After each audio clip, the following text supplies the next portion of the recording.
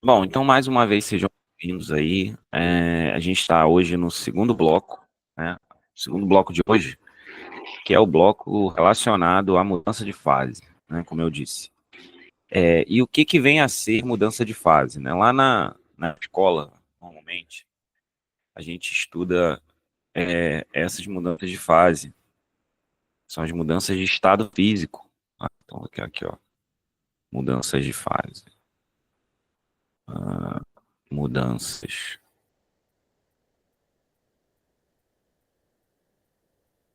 de fase.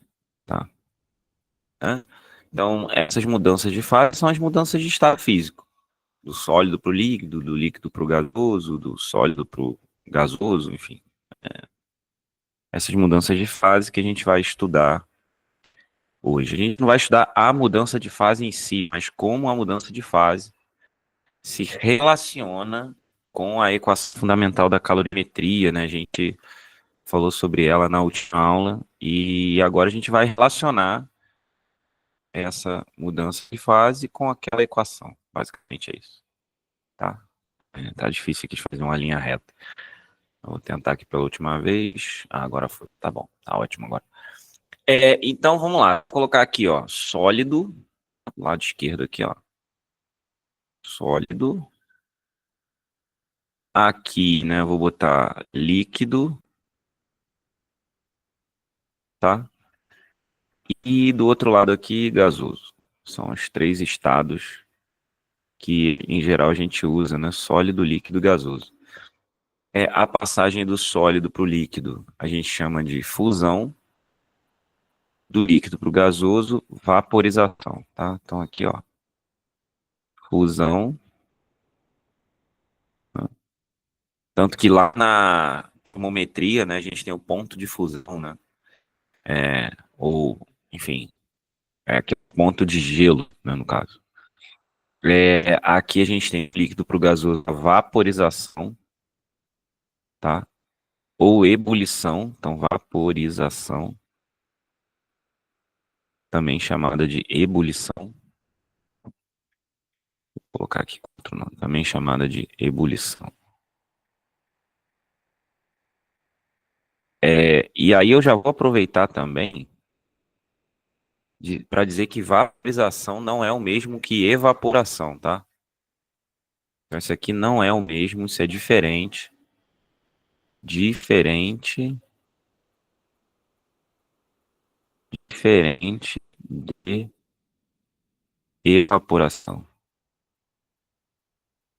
tá? Então, isso aqui é diferente de evaporação. A evaporação é o processo de passagem do estado líquido para o gasoso de forma espontânea, né? Ele é mais lento, mas é de forma espontânea. E a vaporização é por meio da cessão de energia. Então são processos diferentes. Tá? Inclusive é só você pensar, né? Você deixa a água em cima de uma superfície e a superfície seca. Mas não está 100 graus Celsius ali. Você não vai botar a mão e queimar a mão, né? Então não tem nada a ver com temperatura isso. Agora a passagem, voltando aqui, né? Do gasoso para o líquido, é a condensação. Então aqui é a condensação ou liquefação. Aqui é a condensação, também chamada de liquefação.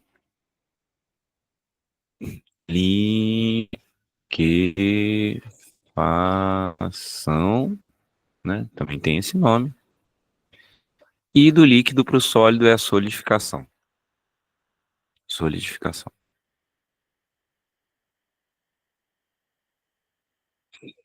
É, pronto.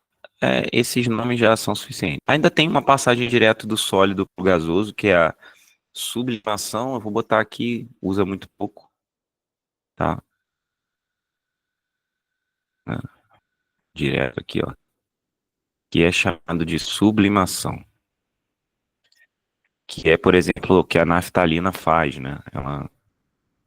O gelo seco também faz isso, que é a sublimação, tá? É, E barra ou, né, você tem a volta normalmente é chamada de cristalização ressublimação, né? Também chamam calefação também, às vezes. É que assim, a calefação ela é a mesma coisa, só que é um processo um pouco diferente, tá? Mas, enfim, não vou entrar nisso agora. O que importa é você saber os nomes, saber do que se trata. O que é importante para mim aqui nesse momento? Primeiro, que você saiba o que é cada coisa, mas principalmente, né, que durante a mudança de estado físico, né, então, durante a mudança de estado físico, né, então, durante a mudança de estado, não há, isso é muito importante, tá? Não há variação da temperatura. Então, não há, se aparece não na, né, não há, vou botar um H aqui melhorzinho, não há variação, tá? Não há variação da temperatura, beleza? Isso é extremamente importante saber. Não há variação da temperatura, tá? É, mas aí então o que que muda? O que muda é o estado físico. Mesmo cedendo energia, então aqui vou botar aqui em cima, ó, importante, né? Importante, tá?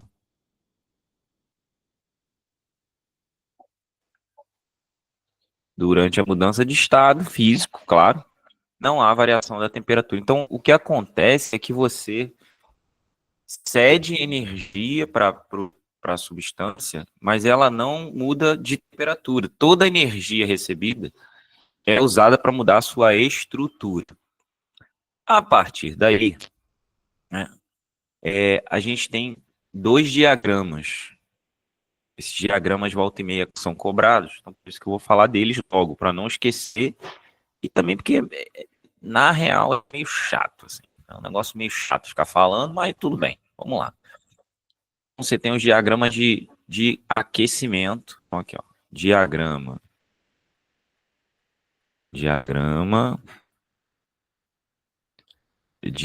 aquecimento. Volta e meia ele é usado, mas então. Diagrama. E normalmente quando é usado é besteira. Diagrama de aquecimento barra resfriamento. Ah, eu vou falar as principais perguntas que são feitas sobre esse diagrama, tá? Então vamos lá. Vamos começar pelo aquecimento. Eu vou usar o vermelho porque está aquecendo, então a temperatura está aumentando. Aliás, é engraçado porque a gente usa normalmente o vermelho, né, para o aquecimento, mas a luz vermelha, né, a chama vermelha, ela não é mais quente que a chama azul, né? A chama branca é mais quente, mas a azul é mais quente que a vermelha. A vermelha tem a maior comprimento de onda, é, mas a azul é que tem maior energia. Engraçado isso, né? Mas normalmente já associa a chama ao vermelho. Mas enfim, voltando para cá. Tá aqui, ó. Completar esse diagrama um pouquinho aqui para baixo. Como que é o diagrama de aquecimento? Vamos pensar numa substância qualquer que está no estado sólido. Ela vai começar a ser aquecida, ó. Então ela está lá no estado sólido, ela vai sendo aquecida, chega num determinado momento, digamos que seja no zero, ela mantém a temperatura, está derretendo, depois ela começa a subir de novo, mantém a temperatura porque está vaporizando, e depois começa a subir de novo. É importante. Talvez esse desenho até te induza ao erro. Deixa eu melhorar ele um pouquinho. Essas inclinações não necessariamente são iguais, tá? Você pode ter aqui isso, aí você pode ter um diagrama mais inclinado, assim. Vamos botar assim, ó. Peraí, deixa eu fazer assim. Um muito inclinado, mas ela aquece rápido, depois ela derrete, aí depois ela aquece mais devagar, tipo assim, ó. Ela aquece mais devagar, aí ela vai e vaporiza, e depois ela aquece muito rápido. Tá? Pode ser assim, tá? Do jeito que eu fiz, podia parecer que todas as inclinações eram iguais, e não são, beleza? Então, essas inclinações serem diferentes, indicam que cada estado tem a sua velocidade de aquecimento, beleza? Aqui, ó, aqui é a temperatura, então vou botar assim, ó, temperatura, e aqui é o tempo. Se bem que temperatura e tempo começam do mesmo jeito, né? Então vou botar assim, ó, temperatura. Pronto. E agora não deixa dúvida. Aí aqui você tem o estado sólido. Aqui, ó, enquanto está derretendo, você tem o sólido e o líquido. Aqui você só tem o estado líquido. Aqui você tem o líquido e o vapor, ou gasoso. E aqui você só tem o vapor, tá? Então, cada plataforma dessa, vou até fazer a plataforma de uma cor diferente, vamos fazer de laranja, representa uma mudança de estado. Aqui é uma, aqui é outra, e uma coexistência entre dois estados. Então, aqui, ó, isso aqui é a fusão, ó, isso aqui é a fusão. E aí, o que que eles perguntam? Ah, entre. Aí eles botam aqui um tempo, né? Tipo T1, aqui T2, aí aqui, ó, T3 e aqui um T4. Eles perguntam assim, entre T1 e T2, o que está ocorrendo? Fusão, solidificação, vaporização. Tá vendo? E aqui nesse pedaço é a vaporização ou ebulição, tá? Vaporização, tá? Aí, eventualmente eles vão indicar a temperatura, né? Vão ligar esse gráfico, esse patamar aqui, ó. Aqui, aí você vai saber qual é a temperatura aqui, né? A temperatura aqui é o tempo, aqui é a temperatura. Temperatura eu vou chamar de θ. Pronto. Então você consegue, né? Você consegue dizer o que está acontecendo, tá? Importante, só vai ter um patamar horizontal quando a substância for pura, beleza? Então, nesse caso aqui, a gente está observando uma substância pura. Então, aqui, ó, só é horizontal. Então, aqui, eu vou botar aqui embaixo assim, horizontal. Horizontal significa que é uma substância pura, tá? Ah, e como vai ser se não for uma substância pura? Aí vai ser um gráfico assim, ó. Você vai ter o eixo vertical, o eixo horizontal, aí digamos, vai ser assim, em vez de ficar horizontal, pode ficar horizontal aqui, depois sobe um pouquinho, depois fica assim, ó, um pouquinho inclinado, ou seja, na vaporização ela não fica estável, ou na fusão ou na vaporização, tá? E lá em química tem um nome que é eutética, azeotrópica, tem uns nomes para esse tipo de mistura. Eu não vou me lembrar agora, também não me interessa, tá? Mas você pode perguntar, inclusive, para o professor de química, que ele vai saber te dizer. Ou pesquisar na internet também. Mas eu tenho quase certeza que aqui no começo é eutética, quando essa aqui não é estável, e aqui quando não é estável é azeotrópica. Acho que é isso. Eu sempre troco, tá? Mas eu não sei se agora eu estou trocando. Mas enfim, isso aí é uma coisa que é só pesquisar, que lembra, eu não uso para nada, porque é mais para química isso. Mas, enfim, de qualquer maneira, aqui vai ser uma mudança de estado, vai ser o sólido e líquido, aqui vai ser o vapor líquido, aqui vai ser só o líquido. Então fica bem definido o que é cada estado, né? E essa é uma curva de aquecimento. Por que é uma curva de aquecimento? Porque a temperatura está aumentando ao longo do tempo, certo? É uma curva de aquecimento, não de resfriamento. A curva de resfriamento segue o mesmo padrão, só que descendo. Então, é meio óbvio, eu acho, que a curva de resfriamento, né? Vou fazer aqui. Aí agora sim, eu vou fazer de azul. Embora eu já tenha dito que a azul, né, é a cor que é mais quente, né? A cor de chama que é mais quente. Na verdade, a mais quente é branca. Mas a parte de cima, por exemplo, da chama de uma vela, ela é branca e o interior, que é onde é mais frio, é vermelho. Ó, talvez por isso que a gente use o vermelho tanto pro fogo. Aqui, ó. É, aqui temperatura, eu vou chamar de teta direto, tá? Acho que já ficou claro isso. Teta, ficou esquisito aqui. Teta, aqui o tempo T, né? E aí, claro, né, como eu falei, você tem aí vou usar o verde agora, para mudar um pouquinho a cor. Ó, ela estava lá numa temperatura, a vapor resfriou, aí começou a virar líquido, aí resfriou, aí começou a virar sólido, aí resfriou. Aí aqui eu já fiz ainda a solidificação fora do eixo aqui, para você não achar que é sempre no eixo, né? E aí aqui, claro, como eu falei, tem a temperatura de vaporização, tem a temperatura de solidificação, né? Vou destacar aqui os patamares, então aqui, ó, eu sei que é a vaporização ao contrário, ou seja, é a condensação, aqui é a solidificação. Então aqui em cima, eu sei que é vapor, aqui é vapor e líquido junto, aqui é só líquido, aqui é líquido e sólido junto, né? E aqui embaixo é só sólido. E aí você de novo tem os pontos aqui, né, onde isso começa a acontecer, tá? Então essa aqui é a curva de resfriamento, né? Por que que eu sei que é resfriamento? Porque agora a temperatura está diminuindo, né? Então a gente tem uma temperatura diminuindo aqui ao longo do tempo, tá? É...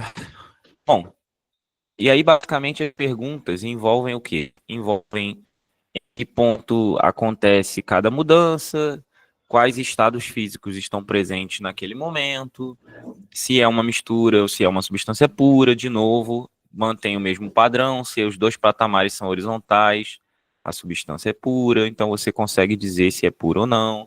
Se não for pura, vai ser que nem a de aquecimento, só que com uma inclinaçãozinha, né? Então, é bem fácil, né, de reconhecer a ideia, né? Eu só vou colocar aqui os estados, estados não, desculpa, as mudanças de estado, né? Então, aqui eu tenho uma condensação, deixa eu tocar essa cor aqui para ficar destacado. Aqui a gente tem uma condensação, né, ou liquefação, condensação, né? E aqui a gente tem uma solidificação.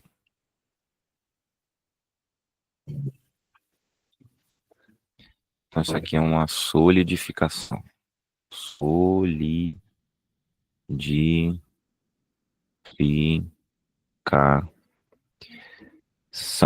Pronto, essas são as duas coisas que estão acontecendo, né? Aí, nesse gráfico. Bom, beleza. Então, uma das coisas que é o papel hoje era a gente falar sobre esses gráficos, né? De aquecimento e resfriamento, além das mudanças de estado. Então, já cumprimos aí o papel. O próximo passo agora é a gente falar sobre o diagrama de estados. Então, vamos lá para o diagrama de estados. O diagrama de estados.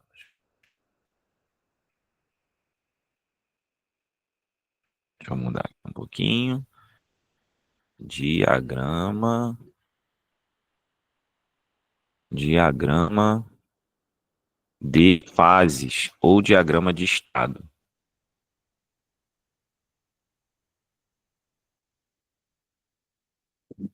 Esse também é um que costuma aparecer aí com uma certa frequência, tá? E como que funciona o diagrama de fase ou diagrama de estado? Você vai ter o seguinte, você vai ter um diagrama que pode ser de dois tipos também, né? Assim como aquecimento e resfriamento. Só que aqui agora ele, ele vai ser de dois tipos que representam características diferentes. Ó, ó, isso e isso. Aqui você vai ter um diagrama que é assim, ele vai subir até aqui. Daqui ele vai fazer isso ou isso, né? E tem um outro que vai fazer isso aqui, ó. E daqui para frente ele vai fazer. Peraí, deixa eu mudar um pouquinho. fazer assim. Aqui ele vai fazer isso aqui, ó. E aqui no meio ele vai fazer isso, tá? Você tem dois tipos de diagrama. Esse, em que as inclinações estão todas para a direita. Esse aqui, em que as inclinações estão todas para a direita. E esse aqui, em que uma das inclinações está para a esquerda. Esse diagrama aqui, ó, ele é o diagrama das substâncias que se dilatam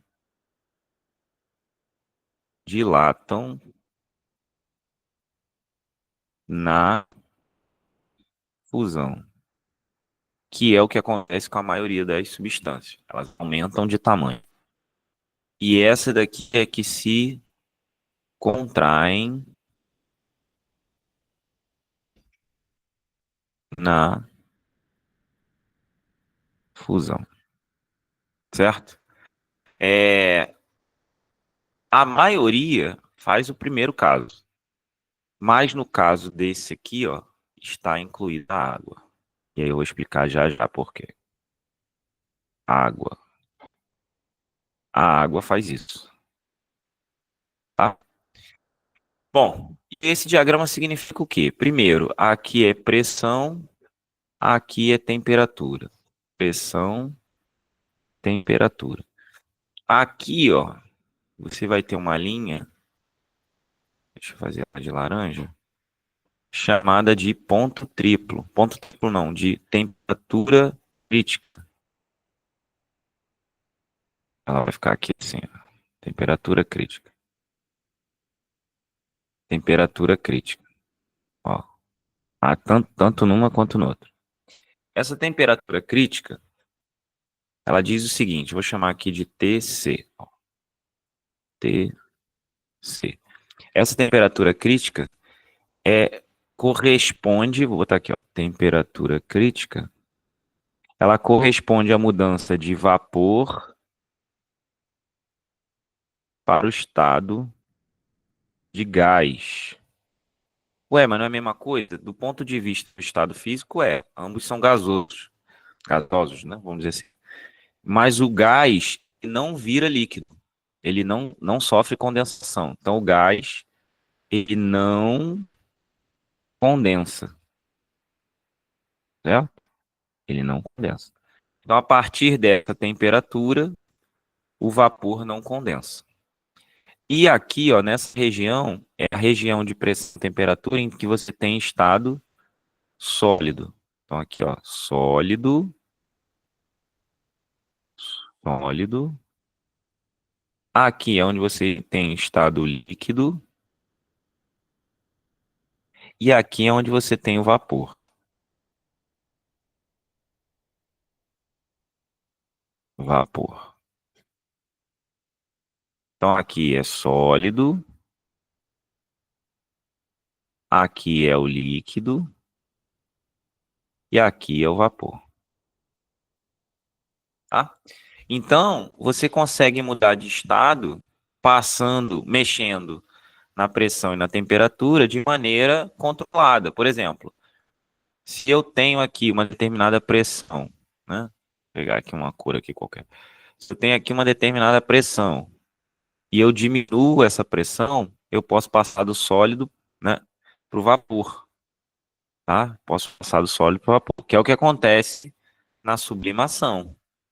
Para determinado valor de pressão, né, o sólido, que é a naftalina, vira vapor. A mesma coisa acontece aqui, né? Eu posso então mexer para o líquido, posso mexer para o vapor, tá? Então aqui, esse diagrama vai me dizer isso. E como que eles cobram?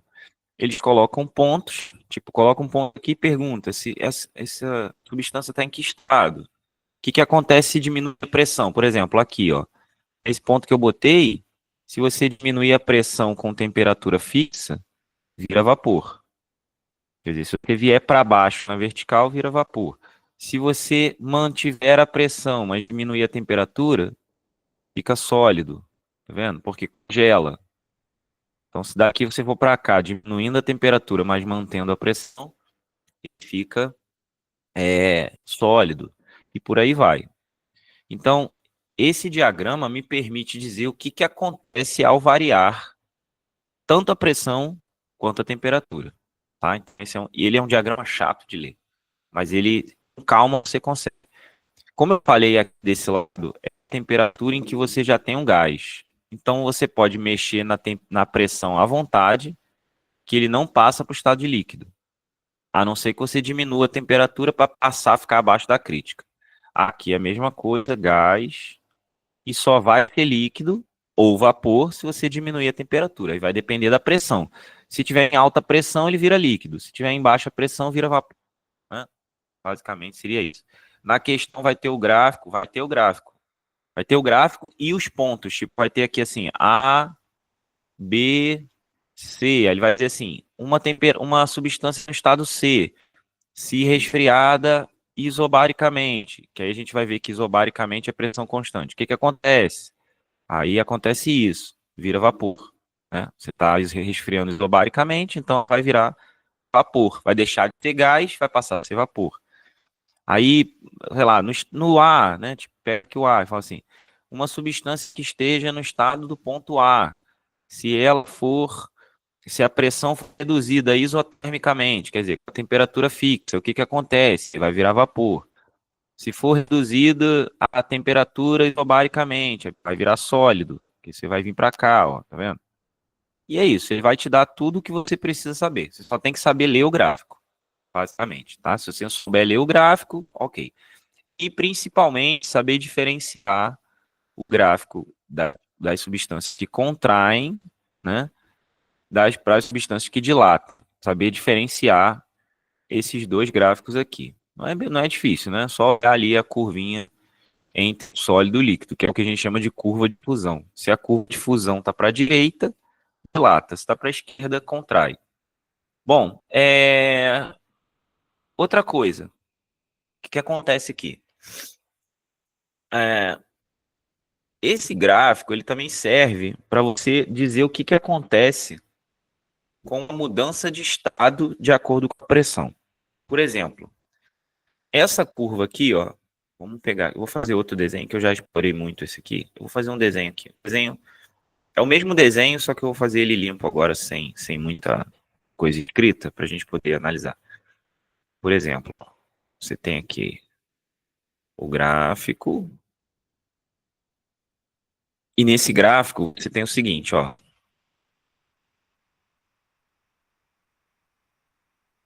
Fazer as curvas aqui. Aí digamos que a curva. Eu vou botar aquela curva esquisita, que é da contração na fusão, porque a, a contração na fusão é o caso mais chato. Então eu vou já trabalhar ele. Então a contração na fusão é assim, né? E aí é um negócio assim, meio assim. Pronto. Olha só. O que acontece? Se você tem um objeto, né? Que ele tá aqui, ó. Ou, vamos pensar nesse ponto aí. Ele está numa temperatura aqui e numa pressão, né? Em que ele está na curva de fusão, que aqui é sólido, né? E aqui é líquido. O que isso significa? Que se eu começar, aí agora vamos pensar da seguinte maneira, ó. Se eu começar, ó, se eu começar a diminuir a temperatura, aqui, ó, se eu diminuo a temperatura, eu tenho que aumentar a pressão para poder fazer ele fundir. Aqui, ó. Tá vendo? Tem que aumentar a pressão. Porque como eu estou vindo para a esquerda, a bolinha está subindo na curva, eu vou ter aqui, ó, um aumento de pressão. Então, para substâncias que se contraem na fusão, para substâncias que se contraem, na fusão, né? Uma diminuição de temperatura tem um aumento na pressão para poder fundir. E o contrário também, né? Se você aumentar a pressão, você diminui a temperatura de fusão. Basicamente é isso, né? Então, ó, eu vou botar aqui, ó, aumento de pressão, diminuição na temperatura de fusão. Isso vai causar o que a gente chama de experiência do regelo. Então, aqui, ó, pressão, temperatura. Isso vai causar o que a gente chama de experiência do regelo. Por quê? Como é que funciona a experiência do regelo? A água, ela derrete a 0 graus Celsius. Então, a fusão da água, né, a fusão da água ocorre a 0 graus Celsius. Ou seja, ela deixa de ser gelo e passa a ser líquido. Mas se você aumentar a pressão, a temperatura diminui. Então, se eu aumentar a pressão, se eu pegar um pedaço de gelo e começar a pressionar ele com alguma coisa, eu vou fazer com que essa temperatura seja menor. Então, eu vou botar aqui uma fusão com um tracinho assim, pode acontecer, sei lá, a -2 graus Celsius. Então, ele derrete antes, derrete com a temperatura menor. Então, se o teu gelo está a zero, né, digamos que o gelo está a 1 grau Celsius, tá? Só para você entender muito bem o que eu estou querendo dizer. Digamos que você tem um bloco de gelo e esse bloco de gelo ele está a -1 grau Celsius. Tá? Você tem lá um blocão de gelo. Esse blocão de gelo está numa temperatura de -1 grau Celsius. Numa temperatura de -1, ele estaria congelado. Ok, então ele está lá congeladão lá. Aí você vai e começa a pressionar ele com alguma coisa, bota peso em cima. A temperatura de fusão passa a ser -2. Como ele está a -1, ele está acima da temperatura de fusão, então ele começa a derreter. Então ele começa a derreter nessa temperatura. Mas se você tirar a pressão, a temperatura de fusão volta para zero e como ele está a -1, ele congela de novo. Essa experiência é o que a gente chama de regelo, tá? Então, é assim que funciona, por exemplo, a patinação no gelo. Por quê? A patinação no gelo, ela se vale desse princípio, né? O gelo, né, por onde a pessoa patina, ele tem que ficar a zero, tem que ficar abaixo de zero para não derreter. Então ele tá, sei lá, a -4, -5, tá? Ele tá lá congelado, ok. Aí quando o patins no gelo, né, quando aquele patins que tem uma lâmina passa por cima dele, aumenta muito a pressão. Por quê? Porque a pressão é força sobre área, né? Como a pressão,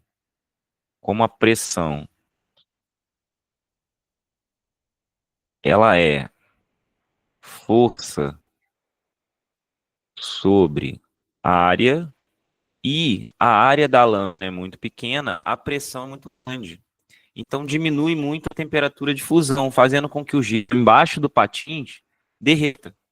Então o patins desliza por um gelo derretido. Mas quando ele passa, automaticamente, né, a pressão cessa e aí volta a temperatura que estava e congela de novo. Então o gelo está sempre congelado, mas sempre deslizando.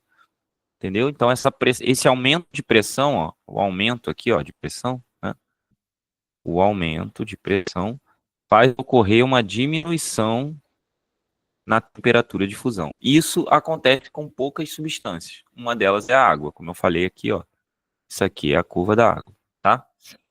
Outra característica que a água tem, né, é importante que você tem que estudar é o comportamento anômalo da água, né? O que que é esse comportamento anômalo da água? Então aqui, ó, gelo, né?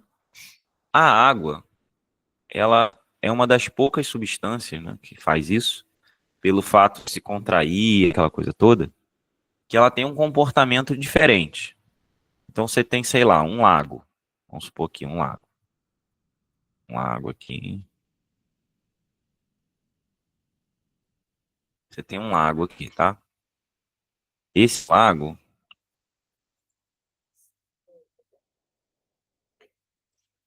ele vai congelar de cima para baixo. Ele vai congelar de cima para baixo. Por quê? Porque o gelo, né, ele, em vez de ele estar mais denso, ele fica mais leve. A água ela tem um comportamento inverso. Como ela se contrai na fusão, ela se dilata na solidificação. Então ele fica menos denso e flutua. Então quando a água está perto de congelar, ela começa a subir. Então essa água aqui do fundo começa a subir e congela. Então ela começa a subir e congela. Né? Essas coisas aqui ficaram muito. A água começa a subir e congela. Ainda tá ruim. Vou fazer de normal assim. Né? Então ela começa a subir e congela. Isso serve para preservar tudo que tem dentro do lago, porque se congelasse embaixo, ia chegar uma hora que ia estar tudo congelado até em cima e acabar destruindo, né, a fauna, enfim, o peixe ia morrer, não tem como. Então, por isso, a água tem esse comportamento. E uma das coisas que às vezes eles perguntam é como que é o gráfico da densidade da água, né, em função da sua temperatura. Então, o que que acontece com a densidade da água? Conforme a temperatura vai diminuindo, conforme a temperatura vai diminuindo, a densidade vai diminuindo, certo? A densidade vai aumentando, desculpa. Então, conforme a temperatura vai diminuindo, a densidade vai aumentando. Só que quando chega num determinado momento, então essa aqui é a densidade em função da temperatura, tá? Tá aqui em graus Celsius. Conforme, então, a temperatura vai diminuindo, a densidade vai aumentando. Aí vai aumentando, vai aumentando, vai aumentando. Aí chega num determinado momento, ela chega no máximo e começa a diminuir, diminuir, diminuir. Isso faz com que o gelo fique mais leve e flutue. Esse ponto de máximo aqui, ó, para a água, né, é 4 graus Celsius. Esse ponto aqui. Tá? Esse ponto aqui é 4 graus Celsius. Então, nesse ponto aqui, 4 graus Celsius, é o ponto onde a densidade para de aumentar e começa a diminuir. Tá? E aí depois, quando chega a zero, né, a densidade dela está menor do que estava antes, fazendo com que o meu desenho nem está tão ideal assim, mas é só para você entender a ideia, né? A densidade aumenta, aumenta, aumenta, então a água vai esfriando, ela afunda, vamos dizer assim. Quando chega em 4 graus, ela para de afundar e começa a flutuar para poder congelar. Basicamente é isso. Isso faz com que haja uma troca, uma convecção dentro do lago e ao mesmo tempo não deixe ele congelar na parte de baixo primeiro. Vai congelar sempre na parte de cima. E você tem que tomar cuidado, porque o gráfico é esse, mas às vezes o gráfico é o gráfico do volume. E o gráfico do volume vai ser o contrário. Por quê? Como densidade é massa sobre volume e a massa de água é constante, ele pode te dar o gráfico do volume em função da temperatura. E aí no gráfico do volume em função da temperatura, o que vai acontecer é que o volume, né, ele vai vir diminuindo e vai ser mínimo em 4 graus e depois aumenta. Ou seja, se dilata, né? Então vai ser mínimo. Então, assim, ele vai diminuindo, diminuindo e depois aumenta. Então, ao contrário desse gráfico que a gente desenhou, ele vai fazer isso. Vai fazer isso, e aí faz assim, e depois continua lá para trás, né? E aí, de novo, esse valor mínimo aqui, deixa eu colocar ele aqui. Esse valor mínimo ocorre aqui no 4 graus. Tá? Então, aqui, ó. 4 graus Celsius. E aqui é o volume mínimo, né? Aqui seria a densidade máxima. Algo assim, tá? Então, cuidado, né? Esse comportamento só acontece, ou acontece com a água, eu não sei se só acontece com a água, mas com a água acontece, tá? E é chamado de comportamento anômalo da água. Então, Comportamento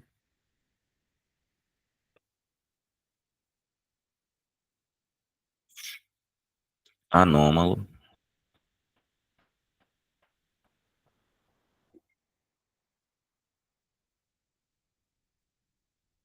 da água, tá? Então, se cai lá na tua prova perguntando, a que se refere o comportamento anômalo da água? Tu sabe o que é isso? Bom, esse ponto aqui eu não falei e vou falar logo para não esquecer também.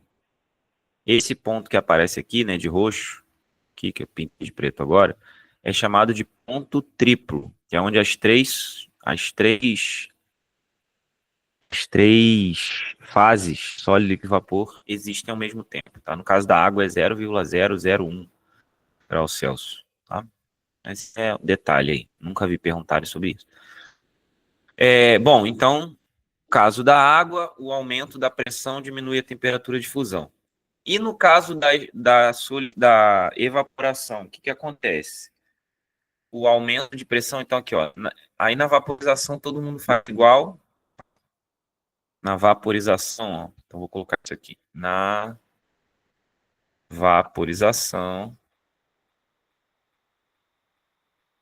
na vaporização, o aumento, né, o aumento de pressão, o aumento de pressão aumenta, né, a temperatura, a temperatura de ebulição. No caso, vaporização, né? É a mesma coisa, tá? Então, esse é o princípio da panela de pressão, tá? É assim que funciona a panela de pressão. Então, já vi perguntarem sobre isso também, então fica atento. A panela de pressão, ela funciona com base nesse princípio. Por quê? Como a pressão no interior da panela é maior, né? Então a pressão maior, pressão aumentada, faz com que aumente, né, a temperatura de ebulição, temperatura de vaporização. Ou seja, em vez da água ferver a 100 graus, que é o padrão, né, 100 graus Celsius, ela vai ferver, sei lá, 120 graus Celsius. O que significa que é possível ter água líquida a temperatura maior. E aí, se a temperatura é maior, ela consegue cozinhar os alimentos mais rápido. Tá? Então, aqui, ó, cozinhar. Por quê? Ela fica líquida mais tempo. Cozinhar mais rápido. E o contrário também, né? Se diminuir a pressão, diminui a temperatura. Então, se diminuir a pressão, diminui a temperatura. Então, em lugares mais altos, por exemplo, sei lá, se for no Everest,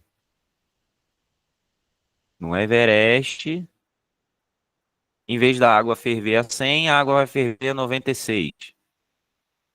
Por quê?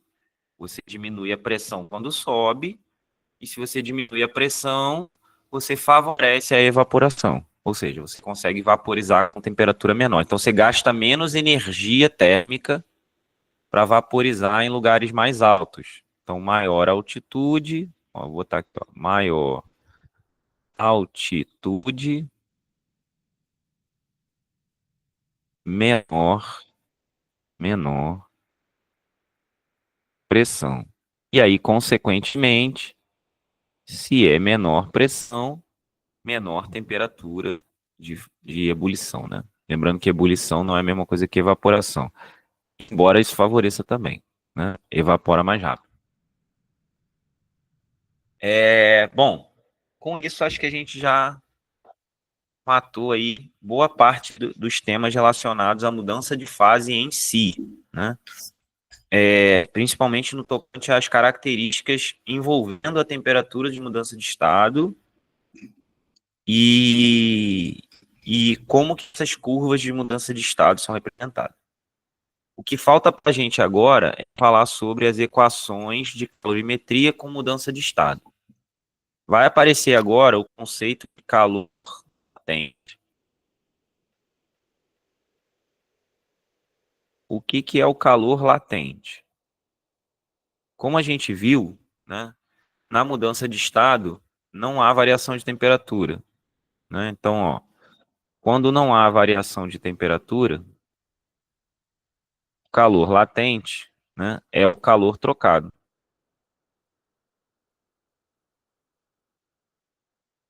Então, aquela equação que a gente escrevia antes, que era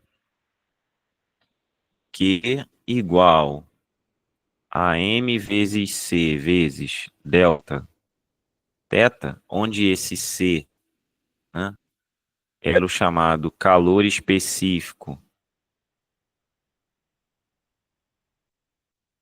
né, calor específico sensível, porque você conseguia perceber a mudança de temperatura, ele dá lugar agora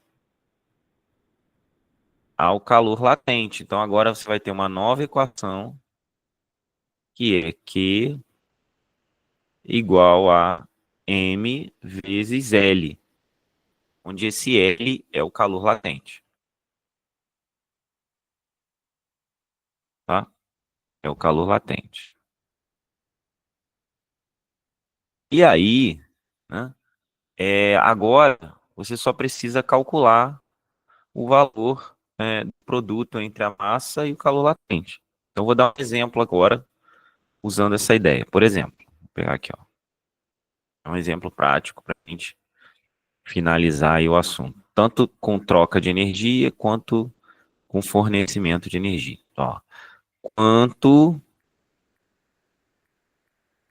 de, quanto de energia em calorias é necessário, ou são necessárias, necessária, quanto de energia em caloria é necessária para derreter, vou botar aqui, ó, derreter um bloco de 1 quilo de gelo, né, é, e elevar. Não, eu vou botar assim, ó, um bloco de 1 quilo de gelo a. Aí eu vou botar assim, ó, a 0 graus Celsius e elevar sua temperatura, tá? Temperatura até. Deixa eu ver se meu celular. Acho que descarregou. Até 10 graus Celsius. Aí ele vai te dar alguns dados. E aí, esses dados você já vai perceber. Ó. Ele vai falar assim, ó. Dados. Calor específico da água. Aí você sabe que é 1 caloria por grau Celsius. Ele vai te dar calor latente de fusão. 80 calorias por grama. Aí você já, opa, calor latente, mudança de estado, certo? Acabou. O que que você vai fazer agora? Quantidade de energia necessária vai ser a quantidade de energia na primeira etapa, que é aquecer, derreter o gelo, né? Mais a quantidade de energia da segunda etapa, que é o aquecimento da água formada. Se o gelo estiver abaixo de zero, você tem que aquecer o gelo, derreter e depois aquecer a água. E aí, na hora que estiver aquecendo o gelo, tem que ter o calor específico do gelo, que é 0,5, não é 1. E por isso a curva de aquecimento dele tem inclinação diferente em relação à água. O Q1 vai ser M vezes L, porque não tem variação de temperatura, é só derretimento. E o Q2 vai ser M vezes C vezes delta teta. E o M é o mesmo porque é a mesma massa. Eu vou derreter o gelo todo, né? Então vai ficar massa de gelo, 1.000 gramas, né? Lembrando que 1 quilo equivalem a 1.000 gramas. Então vai ficar 1.000 vezes 80 mais 1.000 vezes 1 vezes delta teta. Final, 10 graus Celsius. Inicial, 0 graus Celsius, que era a temperatura do gelo inicial. Então vai ficar 1.000 vezes 80, 80.000, 80.000, mais 1.000 vezes 10, 10.000. E repare que a quantidade de energia para derreter o gelo é muito maior do que a quantidade de energia para aquecer a água, certo?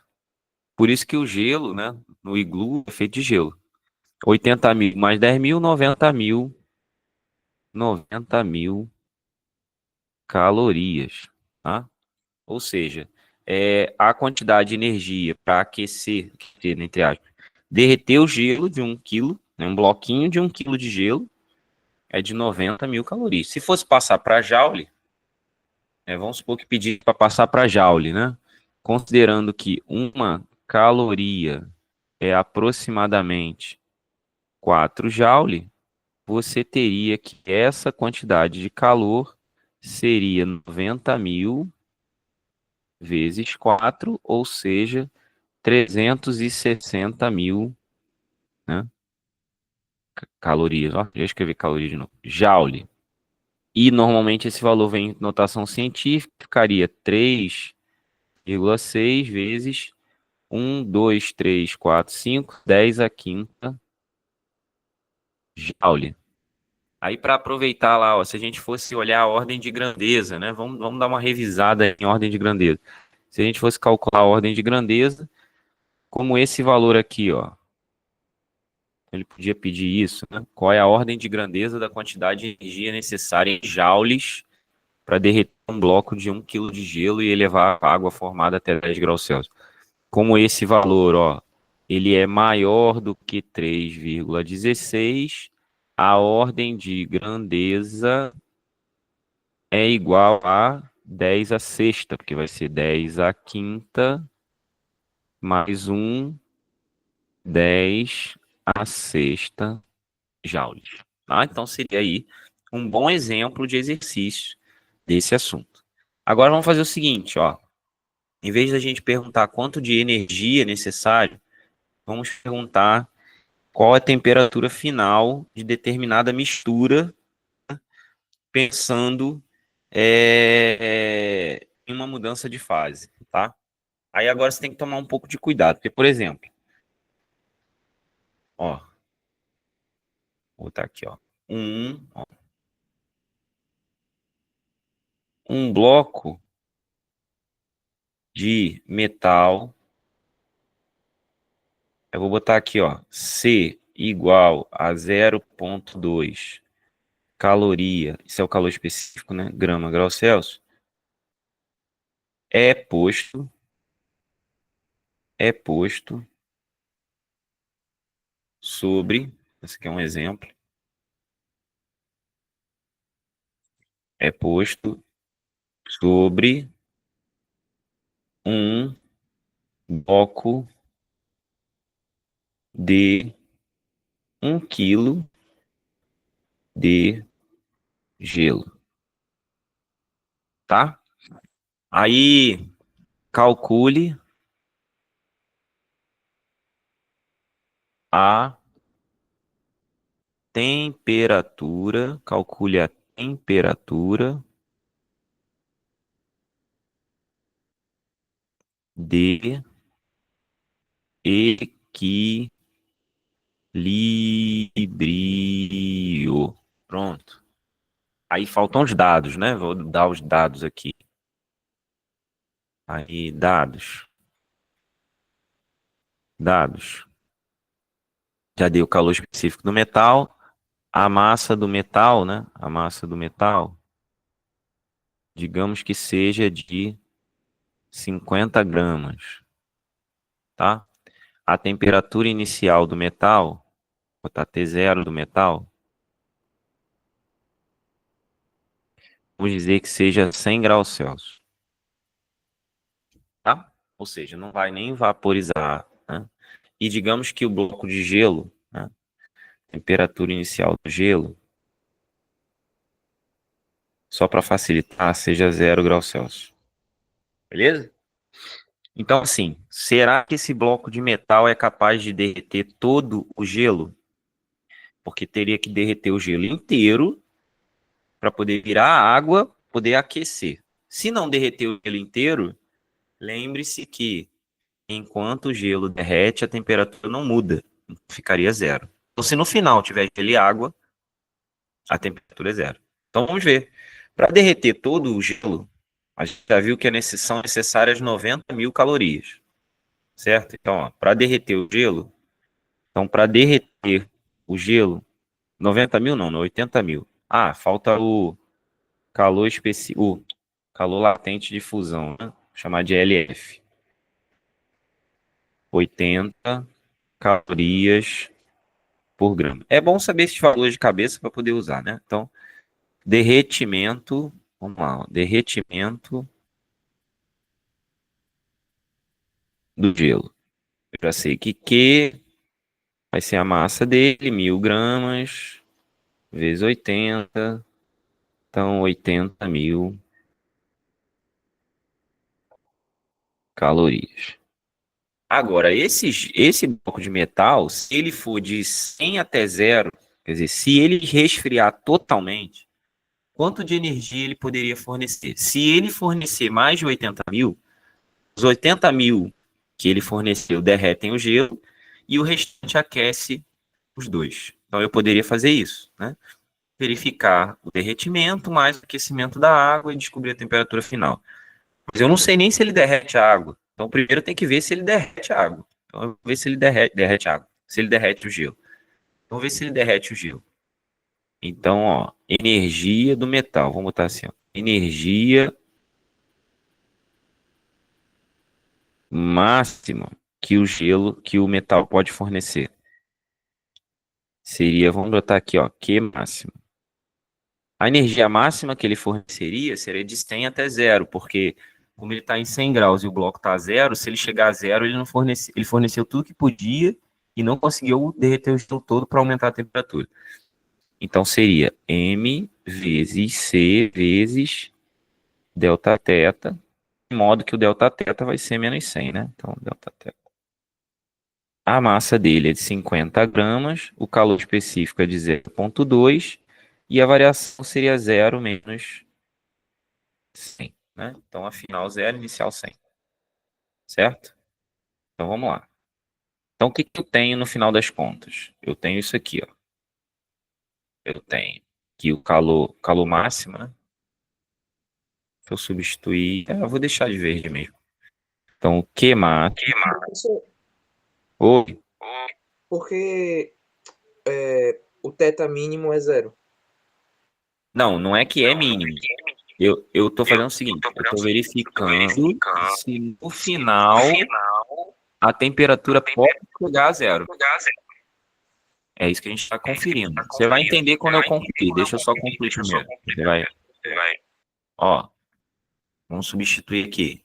50 vezes 0,2, né, dá 10. Então vai ficar 10 vezes 100. 100 negativo, né? Peraí, deixa eu melhorar isso aqui. Menos 100. Ou seja, já botei 1000 aqui, não é 1000, é 100. Vai ficar menos 1000. Então, repara só, menos 1000 calorias. A gente tem um bloco que, estando a 100 graus, ele só é capaz de fornecer 1000 calorias. Mas para derreter todo o gelo, eu precisaria de 80 mil. Então, com certeza, No final, o que vai acontecer? Eu vou ter um bloco de gelo com uma parte derretida e o metal a zero. Quer dizer, o metal vai chegar a zero, não vai ficar menos que zero, porque o gelo está a zero, ele não consegue descer mais, certo? E como ele não consegue descer mais, ele tem que ficar na mesma temperatura do gelo, eles vão entrar em equilíbrio. Você não vai conseguir tirar mais energia do gelo do que ele já é capaz de te dar, não tem como. Como ele está a zero, o bloco de metal vai chegar a zero, vai ficar a zero dentro de uma pocinha de água. Agora, quanto de água vai ser fornecido? Quanto de água vai ser derretido? Aí eu posso pegar esses 1.000 e fazer a conta, ó. Água formada. Então, vou botar aqui, ó. Água formada. Água formada. Qual é a água formada? Ela é quantidade de água, né? Vai ser Q, vou escrever assim, ó, QH2O igual a massa de água, MH2O, vezes L. A quantidade, né, que a água recebeu é essas 1.000 aqui. Então, 1.000. A massa de água é o que eu não sei. E o calor específico de fusão, 80. Simplificou aqui, ó. Pan, pan. 100 por 8. Massa de água igual a 100 por 8. 12,5 gramas. Então, esse bloco de metal só vai formar 12,5 gramas de água. Então, em cima do bloco de gelo, vai formar uma pocinha de água, 12,5 gramas. Essa água vai estar a zero, porque ela vai estar misturada com gelo. O bloco, né, de metal vai estar a zero. O gelo grande vai estar a zero. Então, no final, vai estar todo mundo a zero, só que numa mistura de água, gelo e o metal. Entendeu? Então, eles costumam. Bom, mas e se eu quisesse derreter e tal, não sei o quê? Eu teria que ter um bloco de metal, né, com temperatura mais elevada, para poder chegar a 80.000, ou um bloco maior. Por quê? Porque o calor específico dele é muito baixo. E a massa também é pequena. Você tem 1 quilo de gelo com calor específico de no mínimo 0,5 quando ele está sólido. E aqui você tem um metal de 50 gramas com calor específico 0,2, que é pequeno. Tá vendo? O calor específico do metal é muito pequeno para ele conseguir derreter o gelo. Então ele só faz ali uma cosquinha no gelo, dá uma derretidazinha, mas no final das contas, esse 1 quilo de gelo aqui, ó, acaba com ele. Talvez se fossem 200 gramas de gelo, você formasse uma massa de água maior, ou talvez até derretesse tudo. Mas com essa quantidade de gelo e esse metal pequeno, fica praticamente inviável. E eu queria que vocês vissem isso, né? Que é possível acontecer uma situação como essa, em que você no final tem uma mistura que é a mesma temperatura inicial. Não necessariamente a temperatura vai mudar, só porque você está misturando com alguma coisa. E isso principalmente vai acontecer quando a gente tiver mudança de fase. Tá? Então é só tomar esse cuidado aí. Então, só para destacar aqui, ó. Bom, então esse foi o nosso segundo bloco aí. A gente falou sobre, né, mudança de fase. Eu falei, é bastante teórico, né, mais teórico até do que o anterior. Eu comecei principalmente ali com quais são os tipos de mudança de fase, né? Sólido, líquido, gasoso, quais são os tipos. Depois a gente falou do como que a temperatura se comporta. Falou das curvas de aquecimento e resfriamento. Depois falou diagrama de fase, como você pode interpretar. E eu destaquei aqui o diagrama de fase da água que se contrai na fusão, né? A curva dela está para trás. Depois falei sobre o regelo, né? Expliquei que a pressão diminui a temperatura de fusão e quando você cessa a pressão, volta ao normal. Falei do fato da água ter um comportamento anômalo, dela se congelar e ficar mais leve, e aí ela flutua. Isso faz com que a densidade volume máximo a 4 graus e um valor que vai diminuindo a ir para trás. A mesma coisa com o volume, só que o volume diminui e depois aumenta, né? A vaporização é o aumento. Na vaporização, o aumento de pressão aumenta a temperatura de ebulição. Aí falei do uso da panela de pressão e falei da altitude, né? Como que a altitude interfere na evaporação, na vaporização. Depois falei o que é o calor latente, a gente adaptou a equação Q igual a mc delta θ, que é a equação fundamental da calorimetria, né? Para Q igual a ml, onde L é o calor latente de fusão ou vaporização, ou enfim, condensação, liquefação, aí depende da mudança de estado, cada uma vai ter um valor. Depois a gente fez um exemplo em que eu pego a quantidade de energia necessária para realizar essa ideia de mudança de fase. Depois um exemplo com uma mistura entre um bloco de gelo e um metal, no qual o metal não é capaz de derreter tudo. Por isso, no final, a mistura fica a 0 graus Celsius, com massa de água formada, mas com todos os objetos na mesma temperatura e equilíbrio térmico. Beleza? Então a gente vai fechar o segundo bloco agora, né? Esse foi o segundo bloco de hoje. A gente vai voltar aí em 10 minutos para poder falar sobre eletricidade, né? A gente vai falar sobre o campo elétrico, entrar aí no campo elétrico. E aí essa parte é uma parte não é tão teórica quanto essa anterior, mas ela tem uma parte teórica importante, principalmente na relação entre as linhas de força, na verdade as linhas de campo, né, linhas de campo elétrico, o que elas representam, e a relação, né, entre o campo elétrico e a lei de Coulomb, tá? Então a gente vai usar isso aí e fechar o último bloco de hoje. Então mais 10 minutos aí, já vou interromper a gravação aqui, e é isso.